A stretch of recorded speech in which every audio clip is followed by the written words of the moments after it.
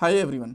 अब बात करने वाले हैं माइस्क्यूएल के अंदर कुछ डेटाबेस ऑपरेशंस के बारे में। और ये ऑपरेशंस हम लोग दोनों तरीके से परफॉर्म करने वाले हैं, यूआई के साथ भी, एसक्यूएल के साथ भी। अब यूआई क्या होती है, इसका मतलब होता है यूजर इंटरफेस। यहाँ पे आपको कोई भी कोड लिखने की जरूरत नहीं होती। डायरेक्टली यूआई के ऊपर आपके पास ऑप्शंस होते हैं, बटन वगैरह पे क्लिक करो और आपकी चीज़ बन जाएगी। जैसे कि अगर आपको एक डेटाबेस क्रिएट करना है, जो कि हम लोग इस पार्ट में देखने वाले हैं, तो डायरेक्टली यहाँ पे जाओ डेटाबेस के ऊपर, यहाँ पे डेटाबेस का नाम लिखो, यहाँ पे लिखो और क्रिएट पे क्लिक कर दो, तो आपका डेटाबेस क्रिएट हो जाएगा। तो यूआई वाला पार्ट तो होता है ऐसा कुछ, यहाँ पे आपको कुछ कोड वगैरह करने की जरूरत नहीं होती। बट एसक्यूएल के अंदर थोड़ा बहुत कोड करना पड़ता है, उसके बारे में अभी 1 मिनट में आपको डिटेल में बताऊंगा, बट पहले बाकी पॉइंट्स कवर कर लेते हैं। उसके बाद में एसक्यूएल पढ़ने के बाद में हम लोग बात करेंगे डेटाबेस को क्रिएट कैसे कर सकते हैं, उसकी लिस्ट कैसे चेक कर सकते हैं, इनको डिलीट कैसे कर सकते हैं, और ये तीनों की तीनों चीज़ें दोनों तरीके से देखेंगे, यूआई के साथ भी और एसक्यूएल के साथ भी। ये हमारी पीएचपी की प्लेलिस्ट है, 74 पार्ट्स आ चुके हैं और भी बहुत सारे पार्ट्स आने वाले हैं। और इनके बाद एक प्रोजेक्ट भी आएगा। हर एक टॉपिक के अंदर हम लोग इंटरव्यू क्वेश्चन कवर कर रहे हैं, जो आपकी जॉब में और इंटरव्यूज में हेल्प करेंगे। सो ओवरऑल काफ़ी इंपॉर्टेंट प्लेलिस्ट है, पूरी देखना, लिंक मैंने डिस्क्रिप्शन बॉक्स में डाल दिया। ठीक है जी, अब वापस आते हैं और बात करते हैं एसक्यूएल की। यूआई के बारे में मैंने आपको बता दिया। एसक्यूएल की फुल फॉर्म होती है स्ट्रक्चर्ड क्वेरी लैंग्वेज। आपको ध्यान रखना है, ऑलमोस्ट हर एक रिलेशनल, दो तरीके के डेटाबेस होते हैं, एक रिलेशनल होते हैं, एक नॉन रिलेशनल होते हैं। जो रिलेशनल डेटाबेस होते हैं ना, वहाँ पे, अब मैं आपको बहुत ज़्यादा डिटेल के अंदर तो भी नहीं बताने वाला रिलेशनल क्या होता है और नॉन रिलेशनल क्या होता है, बिकॉज फिर ना हम लोग कहीं और ही चले जाएंगे पीएचपी पढ़ते पढ़ते। मैं चाहता हूँ कि बस बेसिक्स पढ़ लो डेटाबेस के बारे में, तो इतना डिटेल में नहीं बता रहा। तो एसक्यूएल क्या करता है, इसकी फुल फॉर्म होती है स्ट्रक्चर्ड क्वेरी लैंग्वेज, और इसके अंदर ना हम लोग कुछ कमांड्स लिखते हैं, कुछ कोड लिखते हैं, उनकी हेल्प से डेटाबेस आपका क्रिएट करा जा सकता है। कोई भी डेटाबेस का ऑपरेशन हो, चाहे डेटाबेस क्रिएट करना हो, चाहे टेबल क्रिएट करना हो, चाहे टेबल डिलीट करना हो, चाहे टेबल के अंदर डेटा को ऐड करना हो, उसको सर्च करना हो, फाइंड करना हो, कुछ भी करना हो, आप लोग एसक्यूएल के साथ में कर सकते हो। और सेम चीज आप लोग यूआई के साथ में भी कर सकते हो, बट पीएचपी माई एडमिन के अंदर। जो मैं अभी बोल रहा हूं उसको ध्यान से सुनना, इससे आपकी कुछ कंफ्यूजन्स दूर होंगी। जैसे कि मैंने आपको बताया था कि हम लोग यूज करेंगे माइस्क्यूएल, बट यहां पे क्या लिखा हुआ है, पीएचपी माई एडमिन। पीएचपी माई एडमिन क्या करता है, एक यूआई बना देता है जिसके अंदर इंटरनली तो माइस्क्यूएल यूज हो रहा होता है, राइट।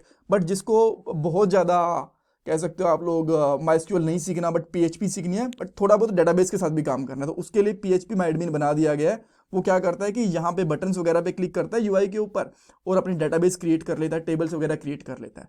सो जो भी आपको यूआई वाला पार्ट दिख रहा है ना यहाँ पे, ये पीएचपी माई एडमिन का पार्ट होता है, ये माइस्क्यूएल का पार्ट नहीं होता। माइस्क्यूएल डायरेक्टली सपोर्ट करता है एसक्यूएल को। तो यहाँ पे आप लोग जब भी कोई बटन पे क्रिएट करोगे ना, ये अपने आप माइस्क्यूएल के अंदर एक कमांड लिख के भेज देगा, इनकी कोड लिख के भेज देगा, और वो डेटाबेस की टेबल को क्रिएट कर, डेटाबेस को या फिर उसकी टेबल को या फिर जो भी काम करना होगा उसको कर देगा, राइट। बट यूआई वाला जो पार्ट है वो आपको मिलेगा यहाँ पे पीएचपी माई एडमिन का, और एसक्यूएल किसका मिलेगा आपको, माइस्क्यूएल का, जो कि इंटरनली यूज हो रही है पीएचपी माई एडमिन के अंदर, माइस्क्यूएल। ठीक है, ओके। सो इसीलिए हम लोग, अगर आपके पास बिना पीएचपी माई एडमिन के डेटाबेस यूज कर रहे होते ना आप लोग, इसके बिना भी यूज होता है, तो आप लोग एसक्यूएल का ही यूज करते, डायरेक्टली आप लोग कमांड लिखते, राइट। और उनसे आपकी टेबल्स वगैरह, डेटाबेस, उसके अंदर कुछ और जो डाटा वगैरह होता है, वो सारे के सारे काम होते। तो इसीलिए मैं यूआई के साथ भी बताऊंगा ताकि आप लोग पीएचपी माई एडमिन भी सीख जाओ, और एसक्यूएल के साथ भी बताऊंगा ताकि आप लोगों को डेटाबेस का बेसिक भी समझ में आ जाए। ऑलराइट, तो जब जो मैंने आपको बताई 3 चीज़ें हम लोग करने वाले हैं। सबसे पहले हम लोग डेटाबेस को क्रिएट करेंगे, लिस्टिंग चेक करेंगे एंड डिलीट करेंगे। तो मैं यहाँ पे क्या करता हूँ, सिंपली सबसे पहले यूआई के साथ देखते हैं डेटाबेस को क्रिएट कैसे करना है। तो यहाँ पे आओ, अभी आप देख सकते हो जो आपको चीज़ें दिख रही है ना बाय डिफॉल्ट, यहाँ पे आप देख रहे हो information schema, MySQL performance schema, PHP admin test, ये प्री डिफाइंड क्रिएटेड है डेटाबेस के, जैसे आपने जैम्प के साथ में माइस्क्यूएल और पीएचपी वगैरह को इंस्टॉल करा था, राइट। सो यूआई के साथ में आपको जब भी डेटाबेस क्रिएट करना होगा तो यहाँ पे डेटाबेस पे क्लिक करो, देन आपको यहाँ पे सिंपली लिखना है डेटाबेस का नाम। जैसे कि मैं यहाँ पे लिख देता हूँ कॉलेज, मैंने यहाँ पे कॉलेज लिखा और यहाँ पे क्रिएट कर दिया। जैसे मैंने क्रिएट कर दो, आप देखो यहाँ पे कॉलेज नाम से डेटाबेस आ गया। अब अगर आप इसकी लिस्ट चेक करना चाहते हो तो सिंपली आप लोग यहाँ पे जाओ। तो डेटाबेस तो आपको यहाँ पे, अच्छा लिस्ट आपको आप देख सकते हो यहाँ पे दिख रही है, और जैसे ही डेटाबेस पे क्लिक करोगे तो आपको यहाँ पे भी लिस्ट दिख जाएगी डेटाबेस की। सो लिस्ट यहाँ पे दिख गई, क्रिएट करना सीख लिया, डिलीट करना बहुत ईजी है।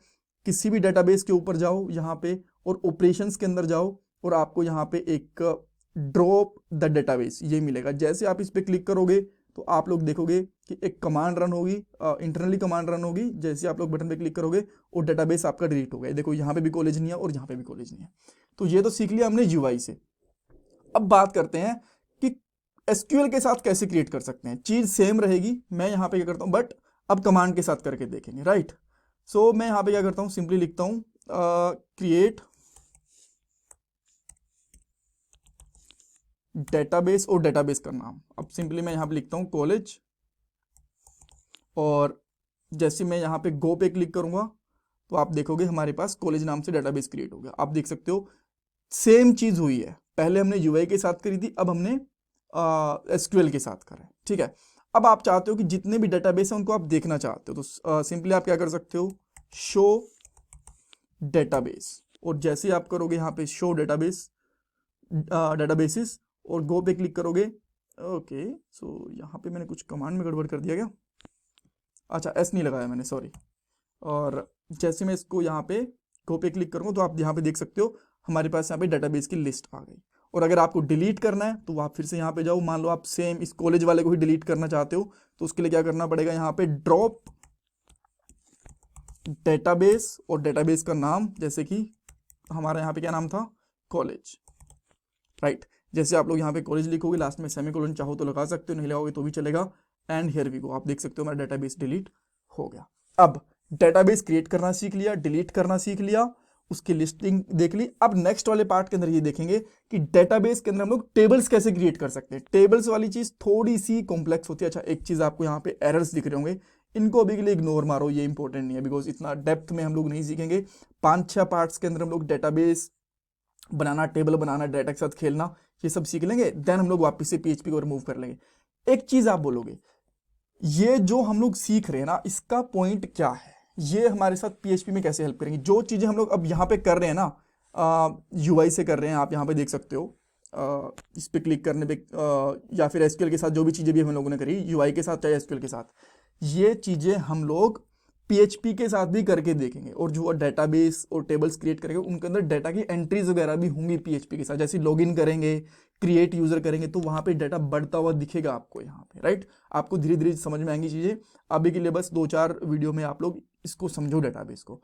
सो आई होप आपको यहाँ पे कुछ सीखने को मिला होगा। कुछ डाउट है, कुछ कंफ्यूजन है, मुझे कमेंट सेक्शन के अंदर पूछ सकते हो। मैं आपसे रिक्वेस्ट करूंगा कि प्लीज़ वीडियो को लाइक करो, चैनल को सब्सक्राइब करो, कमेंट सेक्शन में फीडबैक दो। ये आपके लिए कंप्लीटली फ्री ऑफ कॉस्ट है, बट इससे मुझे बहुत वैल्यू मिलती है, मुझे थोड़ा सा इससे मोटिवेशन भी मिलता है। मैं आपके लिए और अच्छी वीडियोस इसी तरीके से बनाता रहूँगा। और अगर रिव्यू दोगे ना, फीडबैक दोगे, तो उस तरीके से मैं वीडियोज़ के अंदर मॉडिफिकेशन भी करके लेके आऊँगा। So thank you so much for watching this video. Thank you guys.